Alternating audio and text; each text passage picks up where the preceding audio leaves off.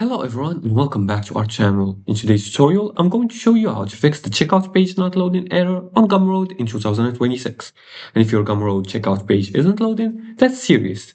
Because no checkout means no sales. Whether customers see a blank screen, endless loading, or an error message, this issue needs to be fixed immediately. In today's video, I'll show you exactly how to troubleshoot and fix the checkout page not loading on Gumroad in 2026.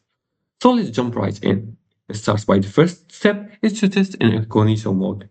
First, you're going to open an incognito or private browsing window. You can do that by opening your browser and then clicking on the three dots. Then you're going to click on new private window. And there you're going to pass the checkout link. You're going to pass it here in the URL. And if it loads there, the issue is likely browser cache or extensions. And if it's a browser cache or extension issue, the first thing you want to do is to clear the cache and cookies.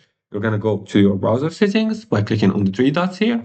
And from this drop-down menu, you're going to click on delete browsing data. After that, you're going to select cached images and files and cookies and other sites. And you can select the time range here and click on clear now once you finish.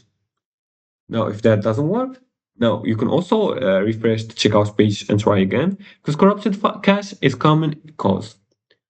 Third thing you want to do is to disable browser's extensions. Temporarily disable ad blockers or script blockers and privacy extensions. These can block checkout scripts from loading. You can do that by clicking on the puzzle icon. As you can see here, you can see all the extensions you have. So disable them. You can click on this option, allows extensions on Gumroad. You can toggle this off. You can also check the custom domain settings.